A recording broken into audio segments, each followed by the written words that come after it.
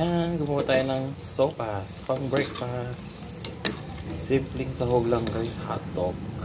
Ito yung mga inuwi kong noodles. Oh. Hindi pa namin ubos yung mga sopas. Yan, ang breakfast natin guys, sopas. Ayan guys, good morning. Good morning mga burikap. Nakaka po tayong tinatapot. Yan, kakain po tayo ng breakfast. Sopas po. Ang aking breakfast ni mother.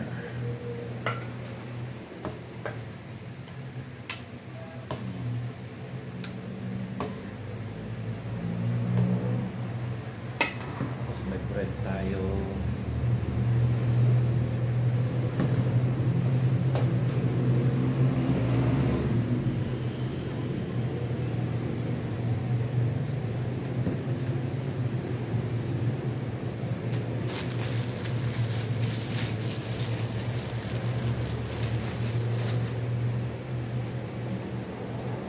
Naman.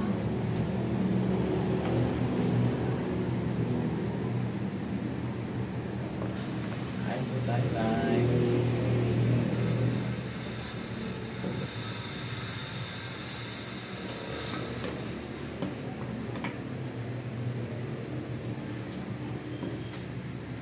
Karatapos lang namin naglaba. Masama ang weather, makulimlim. Sa palagay ko ano yung may bagyo daw.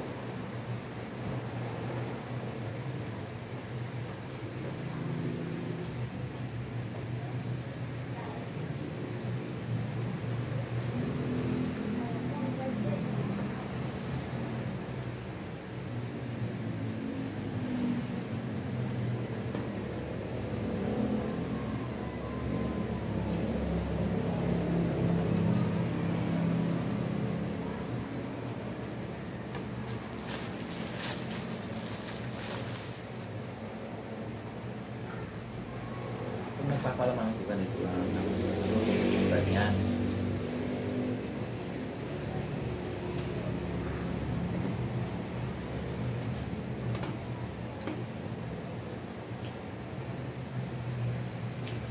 May kanin. Duble no. May ginamay, may sopas, may kanin pa. Buhay, duble siya. Paano ka makangayaya dito?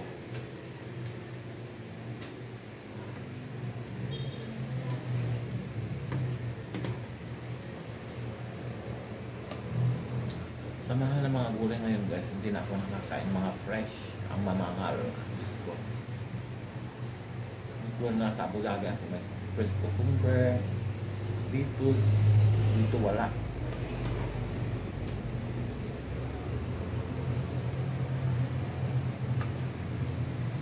Nakakailangan ko yung mga gulay. Gusto ng saging, kamansi, papaya.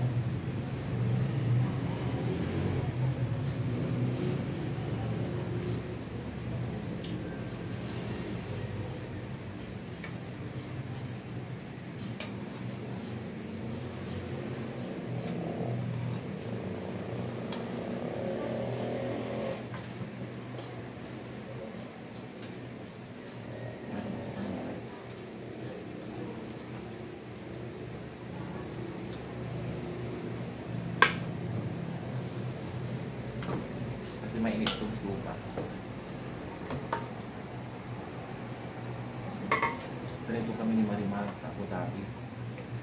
Ang ulam namin sopas, tapos kanin. Marimar, ito na.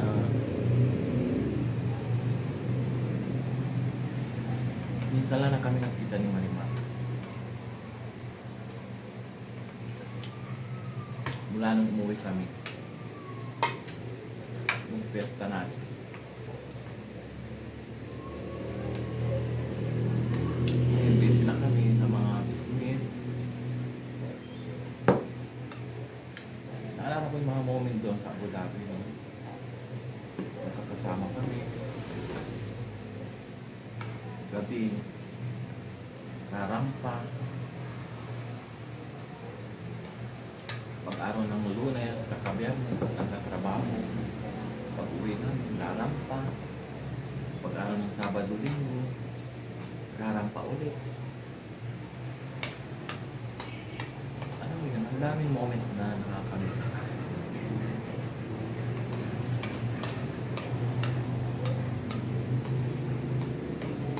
Ngayon, minsan naalala ko, minsan wala din.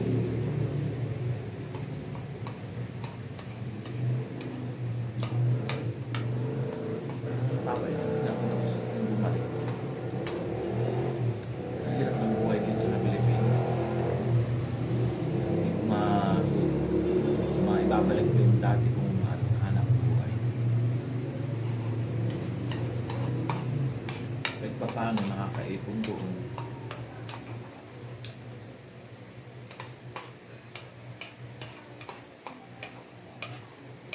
Kasi ang tagal kong hindi nakauwi, kaya ang isip ko panay uwi.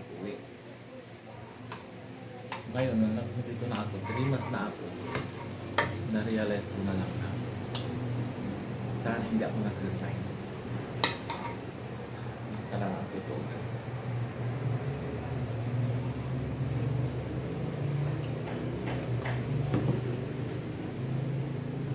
Pa yung kumikita ka buwan-buwan. Dito kung wala kang permanent na trabaho, mahirap. Kahit mag-cultivate. Iba pa rin yung may matuli na tao. Yung bahay namin hindi pa tapos. Marami pang kulang. Palitada, pintura dito, ubidang. Siguro hindi ko na hindi ako aalis. Wala.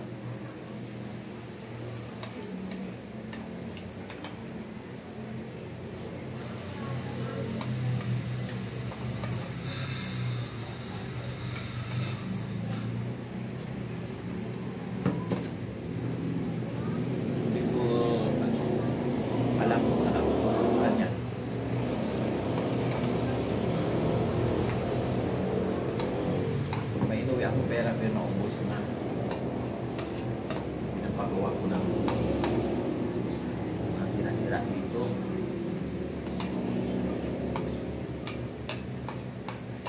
Hindi makalaki ang isip ko kung may mga gagawin akong importante.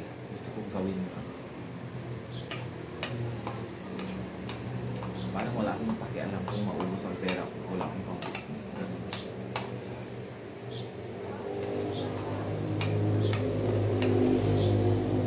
Na-invest ko yung tricycle na garong. Yung pulong-pulong guys. So, may mga nag-aarkila. May sasakit ka ng mga mabibigat. Yun. Awa naman yung nakakasupay. Kaya lang, parang nagulong-gulong yung isip ko lagi. Kung ano yung panggastos mo. Kulang na yung kuryente namin, 3,500. Eh, nandito lang kami ng maaga. Nag-online ako mga sirang gamit, mga sirang ulo. Ino-online ko yung mga hindi ko na gusto yung mga gamit namin. Para at least mabawasan yung mga gamit, kalat. At the same time, maibalik din yung konting pinambili, ganyan. Mga dala kong mga ano dito, galing UAE, pinapawasan ko kasi wala akong paglagyan guys. Sabi ko, mas maigi pang ibenta ko kaysa yung ipahingi. Kasi minsan, hindi lang sa yung mga pinagbibigyan mo. Nothing. Oh, hindi ka naman nila kilala kung nandito ka na or sila pakialam. So, na-realize ko na mas maiging ibenta ko na lang. Reality. Wala na silang pakialam pag naibamili mo na yan. Nothing. Mas maiging pag ibenta ko na lang guys. So, that's it. Kung ibabash yung man ako, wala akong pakialam. Dahil yun ang gusto ko. Siya guys, busog na ang burikat. Hindi ko na maubos ito. Ngayon wala kasi mother. Kaya kung hanapin nyo nandun, nagmamarites. Mother ko talaga. Bye-bye na guys.